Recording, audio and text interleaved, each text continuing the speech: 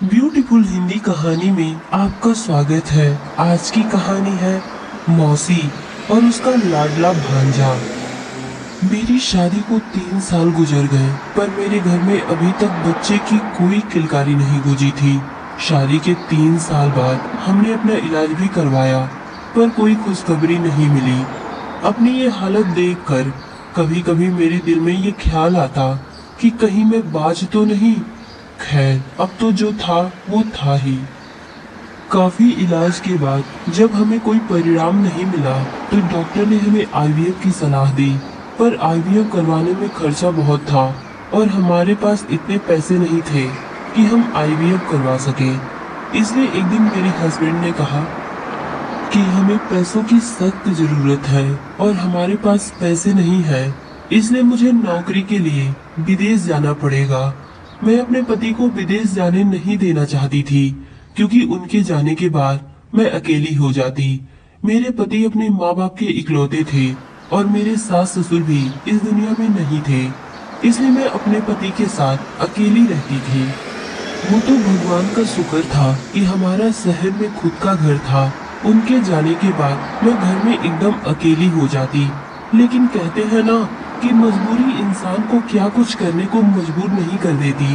मजबूरन पैसों के लिए मेरे पति को अपना देश छोड़ विदेश जाना ही पड़ा। वो तो आस पड़ोस के लोग अच्छे थे, जिनकी वजह से मुझे अकेलापन महसूस नहीं होता, और मुझे किसी भी चीज की जरूरत होती तो पड़ोसी मेरी मदद भी कर देते। मेरे हस्बैंड का नाम अरविंद था। अरविंद को विदेश गए हुए 3 से 4 महीने गुजर गए। एक दिन अचानक मेरी बड़ी बहन का फोन आया।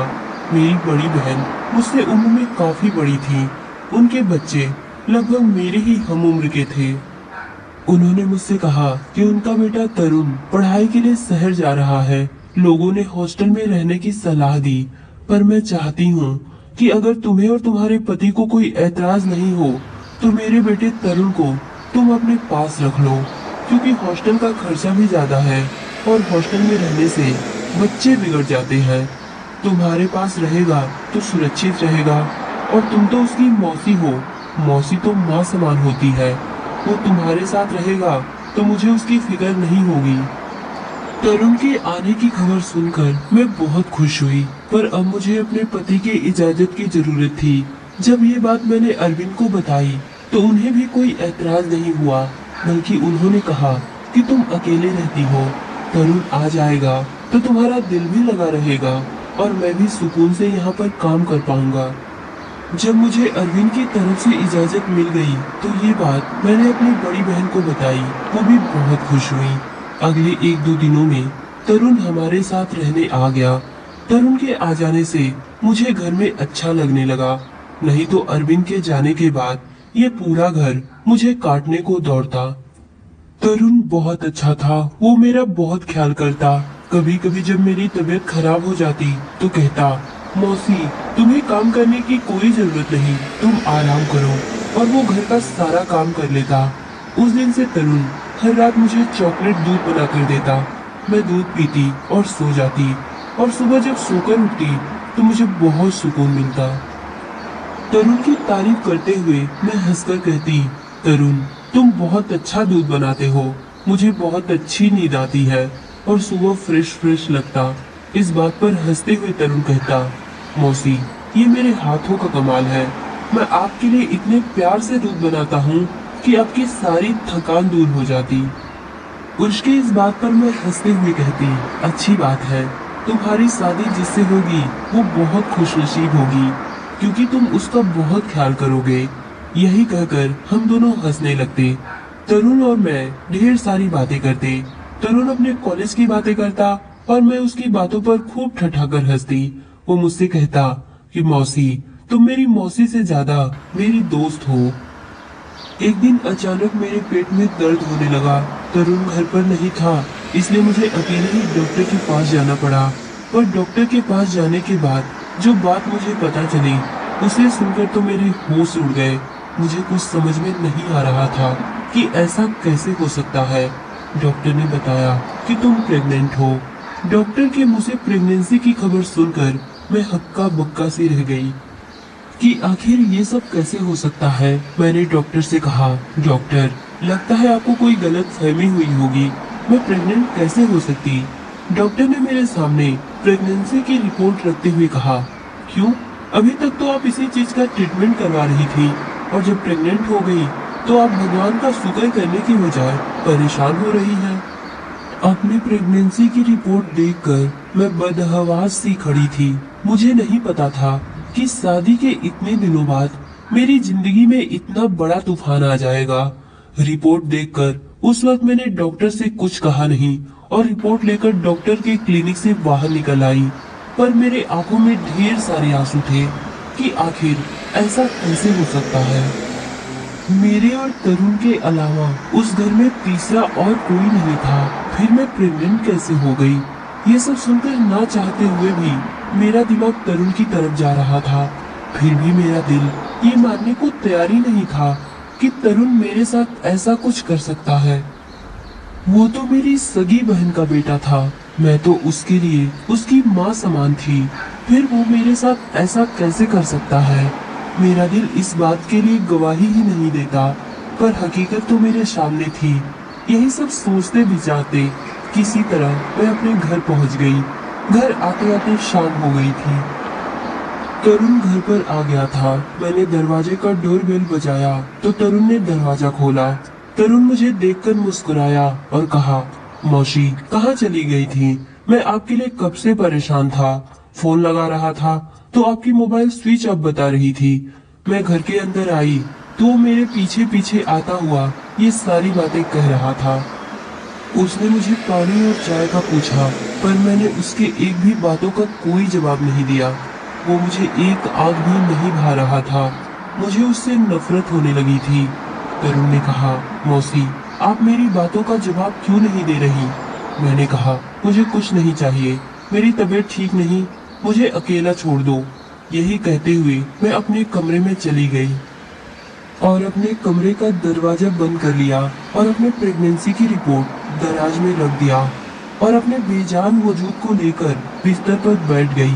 मेरी सोचने समझने की क्षमता खत्म हो चुकी थी, क्योंकि तरुण मेरा सगा भांजा था, मेरी सगी बहन का बेटा। मैं उसके बारे में ऐसा सोच भी नहीं सकती थी। मैं अपने बहन भाइयों में सबसे छोटी थी और तरुण की माँ मेरी सबसे बड़ी बहन थी। जब तरुण के माँ की शादी हुई तो उस वक्त मेरी उम्र लगभग 8 साल थी और जब तरुण पैदा हुआ तो मैं 10 साल की थी। मुझे अपनी बहन की परवरिश पर बिल्कुल शक नहीं था। वो अपने बेटे तरुण को ऐसी परवरिश दे ही नहीं सकती। लेकिन जो रिपोर्ट मेरे हाथ में थी उससे सारा शक तरुण पर ही जाता था, क्योंकि मेरे और तरुण के अलावा घर में कोई तीसरा था ही नहीं। मैं अपना सर अपने दोनों हाथों में लेकर बैठ गई। फिर मुझे याद आया कि पिछले कई दिनों से तरुण मुझे दूध बनाकर देता और मुझे बहुत अच्छी नींद भी आती। क्या तरुण दूध में मुझे नींद की दवाइयाँ देता? और मेरे सोने के बाद ये सब सोचते हुए मैं फूट फूट कर रोने लगी और रोते रोते सोच रही थी कि क्या सगे रिश्ते इतने मतलबी होते कि हवस के आगे कुछ भी नजर नहीं आता। मैं उसकी मौसी थी, यानी कि माँ, उसके माँ की सगी बहन, मतलब माँ जैसी ही हुई। वो कैसे मेरे बारे में ऐसा सोच सकता था? आखिर उसका दिल इस गुनाह के लिए राजी कैसे हुआ? मैं बस रोए जा रही थी। मुझे कुछ समझ में नहीं आ रहा था। ये सब जानने के बाद मेरे ऊपर क्या बीत रही थी, इसका अंदाजा कोई लगा भी नहीं सकता था। मुझे याद आने लगा कि जब बचपन में वो मेरी बड़ी बहन के साथ मायके आता तो आते ही मेरी गोद में आ जाता। अपनी तोतली जुबान से मुझे मौसी कहने की बजाय माछी माछी कहता। उसके इस बात पर मैं खूब ठठाकर हंसती। यहाँ आने के बाद उसे देखकर कभी ऐसा नहीं लगता था कि वो मेरे साथ ऐसी घटिया हरकत भी कर सकता है। मैं इन्हीं सोचों में गुम थी कि तरुण मेरे कमरे के दरवाजे पर दस्तक देते हुए अंदर आ गया। मैंने देखा उसके हाथ में दूध का गिलास था। वो मेरे लिए चॉकलेट दूध बनाकर लाया था। वो बड़े नॉर्मल अंदाज में बेड पर आकर बैठ गया। उसके बेड पर बैठते ही मैं घबराकर उठ खड़ी हो गई, जैसे ना जाने वो मेरे साथ क्या कर देगा। मेरा ये बर्ताव देखकर उसने मुझसे पूछा, क्या बात है मौसी, आप इतनी घबराई हुई क्यों हैं? सब ठीक तो है ना? ये लीजिए, दूध पी लीजिए और आराम करिए। तरुण ने दूध का गिलास मेरी तरफ बढ़ाया तो मैंने दूध का गिलास लेकर साइड टेबल पर रख दिया और सख्त लहजे में कहा, मेरी तबीयत कुछ ठीक नहीं, तुम यहाँ से जाओ, मुझे नींद आ रही है। मेरे सख्त लहजे से वो थोड़ा घबरा गया। उसने पूछा, क्या बात है मौसी, सब ठीक तो है, आप ऐसे क्यों बोल रही हैं? उसकी ये हरकत देखकर मुझे उस पर बहुत गुस्सा आ रहा था। मैं सोच रही थी, इतना बड़ा गुनाह करने के बाद ये मेरे सामने कैसे कैसे ड्रामे कर रहा है। उसकी ये हरकत देखकर मैंने सोचा उसके मुंह पर अपने प्रेगनेंसी की रिपोर्ट फेंक कर उसे एक थप्पड़ दूं, पर ऐसा मैं नहीं कर सकती थी क्योंकि मैं उसे रंगे हाथों पकड़ना चाहती थी। मैंने अपने गुस्से को संभालते हुए कहा, तुम जाओ, मैं सोना चाहती हूँ। मेरे इतना कहने पर वो बेड से उठकर बाहर जाने लगा। जाते हुए उसने कहा, ठीक है, मैं जा रहा हूँ, लेकिन दूध जरूर पीजिएगा, इससे आपको अच्छी नींद आएगी और आपकी तबीयत भी ठीक हो जाएगी। फिर से दूध पीने की जिक्र करके वो कमरे से बाहर निकल गया। मैं यही तो जानना चाहती थी कि ये दूध पिलाकर वो मेरे साथ आखिर कौन सा घिनौना खेल खेल रहा है। उसके जाते ही मैंने उस दूध के गिलास को लिया और खिड़की से बाहर फेंक दिया और कमरे की लाइट बंद करके सो गई। पर मैं नींद में नहीं सोई थी। मुझे उस वक्त का इंतजार था कि तरुण मेरे कमरे में आखिर कब आता है। पर 1 घंटा गुजर गया, तरुण मेरे कमरे में नहीं आया और मुझे अब नींद भी सताने लगी थी। मुझे लगा कि शायद तरुण को शक हो गया है कि मैं सोई नहीं हूँ। मेरे साथ इतना कुछ हो जाने के बाद अब मैं सहम गई थी। अब मैं दोबारा ऐसी कोई भी गलती नहीं करना चाहती थी जिससे मेरे साथ कुछ भी गलत हो। अब मैंने सोच लिया था कि सुबह उठकर तरुण से कह दूंगी कि तुम अपने रहने का ठिकाना कहीं और ढूंढ लो। ये सब सोचने के बाद मैंने कमरे का दरवाजा अंदर से बंद किया और गहरी नींद में सो गई। पर सुबह जब मेरी आंख खुली तो मेरे कमरे का दरवाजा बहुत तेज धड़धड़ाया जा रहा था। मैं घबराकर उठी और अपने कमरे का दरवाजा खोला तो सामने तरुण को देखा। उसका चेहरा गुस्से से लाल था। उसने गुस्से में कहा, आपने दरवाजा क्यों लॉक किया था? उसका रूप जमाकर मुझसे यूं पूछना मुझे तबाह कर दिया। वो होता कौन है मुझसे इस लहजे में बात करने वाला? उसको शायद तकलीफ इस बात की थी कि उसका रास्ता मैंने बंद कर दिया। जो गुनाह वो मेरे साथ करने वाला था, शायद उसकी तलब ना पूरी होने पर वो यूं उखड़कर मुझसे बात कर रहा था। मैंने कहा, तुम होते कौन हो मुझसे ये पूछने वाले? मेरे बुलंद और सख्त लहजे पर वो कुछ हैरान हुआ था और फिर नरम लहजे से बोला, मौसी, रात को आपकी तबीयत खराब थी, इसलिए मुझे आपकी फिक्र थी। मैं कब से दरवाजा खुलवाने की कोशिश कर रहा था, पर जब आपने नहीं खोला तो मैं परेशान होकर दरवाजा पीटने लगा कि कहीं आपकी तबीयत ज्यादा खराब न हो गई हो। इसलिए मैं परेशान हो गया था। मुझे उसकी झूठी फिक्रमंदी और दिखावे की परेशानी देखकर उस पर गुस्सा आने लगा। मैंने गुस्से में कहा, तुम्हें मेरी फिक्र करने की कोई जरूरत नहीं। यही कहते हुए मैं अपने कमरे से निकली और अपनी एक सहेली के घर चली गई। मेरे पड़ोस में मेरी ही हम उम्र मेरी एक सहेली रहती थी। मैं उससे अपने मन की सारी बात शेयर करती, पर ये बात मैं उससे कैसे बता सकती थी? पर मेरी मजबूरी थी। मुझे किसी न किसी को तो अपने अबॉर्शन के लिए साथ ले जाना था, क्योंकि मेरे पति अरविंद अगले महीने आने वाले थे और अगर मेरी प्रेगनेंसी ज्यादा दिन की हो जाती तो मेरा अबॉर्शन भी नहीं हो सकता था। इसलिए मुझे जल्द से जल्द अबॉर्शन करवाना था। मैंने अपनी सहेली से अपनी प्रेगनेंसी की बात नहीं बताई। मैंने सोचा अस्पताल में जाकर बताऊंगी। मैंने उससे कहा, कल मेरी डॉक्टर के साथ अपॉइंटमेंट है, मेरी तबीयत ठीक नहीं, तुम्हें मेरे साथ कल डॉक्टर के पास चलना होगा। उसने कहा, ठीक है। उस दिन मैं पूरा दिन अपनी सहेली के घर पर ही रुक गई।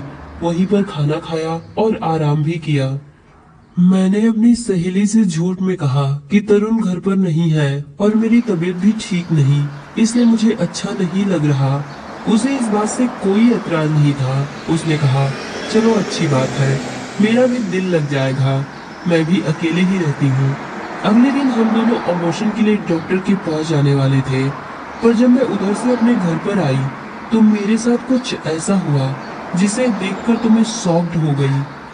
मैंने देखा घर पे मेरे हस्बैंड अरविंद आए हुए थे। वो मुझे देखते ही अपने गले से लगा लिए और बोले, अब बताओ कैसा लगा मेरा सरप्राइज। मैं कब से तुम्हारा इंतजार कर रहा था, तुम्हारा फोन भी नहीं लग रहा था, कहाँ पर थी तुम। उनसे लिपट कर मैं फूट फूट कर रोने लगी और मन में सोचने लगी कि अब क्या होगा, मेरा अबॉर्शन कैसे होगा। अरविंद ने मुझसे कहा, तुम रो क्यों रही हो, अब तो मैं आ गया हूँ। मैं आने वाला था अगले महीने, पर मैं अभी ही आ गया क्योंकि अचानक मेरी छुट्टी लग गई थी। मैंने तुम्हें इसलिए नहीं बताया क्योंकि मैं तुम्हें सरप्राइज देना चाहता था। उस वक्त मैंने अपने अंदर छुपे हुए दर्द को किसी तरह संभाला और ना चाहते हुए भी अरविंद के साथ मुस्कुराई। मैंने किसी तरह रात का खाना बनाया। खाना खाने के बाद तरुण अपने कमरे में सोने चला गया। मैं और अरविंद अपने कमरे में। अरविंद बहुत थके हुए थे। वो थोड़ी बहुत मुझसे बातें किए और फिर सो गए। पर मुझे पूरी रात नींद नहीं आई। मैं बस इसी सोच विचार में थी कि कल मैं अबॉर्शन के लिए कैसे जाऊंगी। कल क्या, अब तो मैं किसी भी दिन अबॉर्शन कैसे कराऊंगी, क्योंकि अब तो अरविंद आ गए हैं। अगर इन्हें मेरी सच्चाई पता चल गई तो मेरा घर टूट कर बिखर जाएगा। यही सब सोचते विचारते कब सुबह हो गई पता नहीं चला। मैंने देखा अरविंद सोए हुए थे। मैं कमरे से बाहर सोफे पर जाकर बैठ गई। मैंने देखा तरुण अपने लिए चाय बना रहा था। वो किचन से आया और मुस्कुराकर बोला, कैसा लगा आपको अरविंद मौसा का सरप्राइज। मैंने उससे गुस्से और नफरत से देखते हुए कहा, किस कदर ढीठ और ड्रामेबाज इंसान हो तुम। ऐसी मासूमियत से भरी अदाकारी कैसे कर लेते हो, शर्म नहीं आती तुम्हें। एक तरफ मौसी कहते हो और दूसरी तरफ। मैं ये सब सहते सहते थक चुकी थी, इसलिए बिना सोचे समझे मेरे जो मन में आया मैंने कह दिया। और वो था कि अभी भी मुझे हैरत भरी निगाहों से देख रहा था।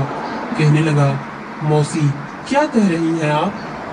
मुझे आपकी बातें बिल्कुल समझ में नहीं आती। मैंने ऐसा भी क्या किया कि आप मुझसे इस तरह बातें कर रही हैं। मैंने उसे गुस्से से देखा और अपने कमरे में गई। मैंने देखा अरविंद अभी भी सो रहे थे। मैंने दराज से रिपोर्ट निकाली और तरुण के पास चली गई। तरुण वहीं पर खड़ा था। मैंने गुस्से से वो रिपोर्ट उसके मुंह पर फेंक दी और कहा, ये पढ़ो और अपना मनहूस चेहरा लेकर अरविंद के उठने से पहले यहाँ से दफा हो जाओ। मैं गुस्से से दबे लहजे में बोल रही थी क्योंकि मैं नहीं चाहती थी कि अरविंद को इस बात की भनक भी पड़े। तरुण ने वो रिपोर्ट उठाकर जैसे ही पढ़ा, उसके चेहरे की रंगत उड़ गई। इससे पहले कि वो कुछ बोलता कि अरविंद वहां पर आ गए। ये सब देखकर वो सीधा तरुण के पास गए और उसके हाथ से रिपोर्ट लेकर पढ़ने लगे। अरविंद को रिपोर्ट पढ़ते देखकर मैं घबरा गई। मैं सोच रही थी कि अब तो मेरा घर बर्बाद हो जाएगा, अरविंद मुझे छोड़ देंगे। ये सब सोचते हुए मैं कब गिरकर बेहोश हो गई पता नहीं चला। और जब होश आया तो मैं अपने आप को हॉस्पिटल में पाई। मैं बेड पर लेटी हुई थी। अरविंद मुझे गौर से देख रहे थे। तरुण भी वहीं पर खड़ा था। अरविंद को देखते ही मैं रोने लगी और कहने लगी, अरविंद इसमें मेरा कोई कसूर नहीं है। तरुण दूध में मुझे नींद की गोलियां देता था। भगवान के लिए मुझे तलाक मत दीजिएगा। मैं आपसे बहुत प्यार करती हूँ। मैं आपके बिना नहीं रह सकती। मेरी बात सुनकर अरविंद मेरे करीब आए और मुझे अपने गले से लगा लिया और कहा, तुम परेशान क्यों हो रही हो, मैं तुम्हें कभी नहीं छोड़ूंगा। मैंने तुम्हारे सारे टेस्ट नए तरीके से करवाए। तुम प्रेग्नेंट नहीं हो। शायद किसी और की रिपोर्ट तुम्हारे रिपोर्ट से बदल गई थी। ना तुम गुनहगार हो और ना ही तरुण ने तुम्हारे साथ कुछ गलत किया है। तरुण तुम्हारे साथ ऐसा नहीं कर सकता। तरुण की नजर जब मुझ पर पड़ी तो मैंने देखा वो रो रहा था। मुझे देखते ही वो मेरे पास आया और मुझसे कहने लगा, मौसी आपने ऐसा सोच भी कैसे लिया कि मैं आपके साथ ऐसा कर सकता हूँ। मुझे अपनी माँ और आप में कभी कोई फर्क नजर नहीं आया। मैंने आज तक किसी लड़की को नजर उठाकर नहीं देखा, तो आप तो मेरी माँ समान है। वो रो रो कर मुझे अपनी सारी बातें कह रहा था। डॉक्टर और नर्स की लापरवाही की वजह से रिपोर्ट की अदला बदली ने आज मुझे शर्मिंदा करके रख दिया था। क्या क्या मैंने अपने भांजे के खिलाफ नहीं सोचा था। तो दोस्तों, ये कहानी आपको कैसी लगी कमेंट में बताइएगा। धन्यवाद।